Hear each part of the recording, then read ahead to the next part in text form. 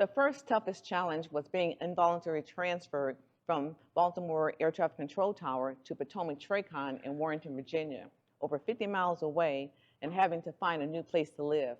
Then finding out shortly afterwards that I had been involuntarily transferred to a unit in Richmond, Virginia, to deploy to Iraq for 18 months, as a single woman with no family nearby to help me.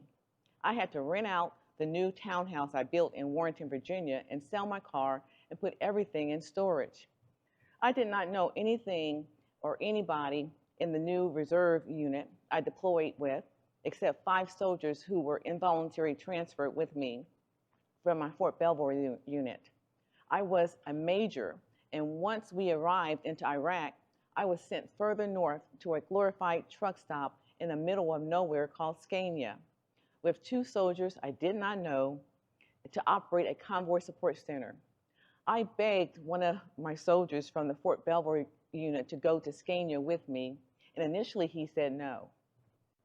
That night, the Lord revealed to me in a dream that there was nothing to worry about, and showed me Scania's 12-foot concrete barriers that surrounded it, and told me everything would be okay. The next morning, the soldier from the Fort Belvoir unit had a change of heart, glory hallelujah, and went with me and the other 2 unfamiliar soldiers to Scania. When we arrived at Scania, the active duty battalion we were replacing advised me that I needed more soldiers, at least a battalion size, to do the jobs they were currently doing. And they prepared an operations briefing for me to send to my commander, asking for more soldiers. Our higher headquarters General Chambers flew into Scania the next day and promoted me in the combat to a battalion commander, and brought with him active duty staff, and sent me other soldiers from the Army Reserves, National Guard, to complete my battalion. The second toughest challenge was returning home from Iraq 18 months later and finding myself homeless because my townhouse was still rented out and I had nowhere to live. My childhood friend who lived in Maryland offered me a room in her 1-bedroom condo to live on a blow-up mattress on the floor.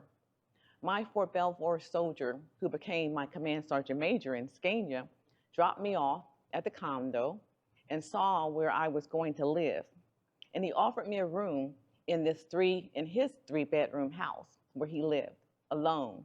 And I took him up on the offer. 3 months later, I was dating my battle buddy. And 7 months later, we married. What was tough was we really did not know each other than serving together as a battle buddy in Iraq, or that we both suffer from PTSD. I did not know it, and his PTSD was more severe than mine. He had served in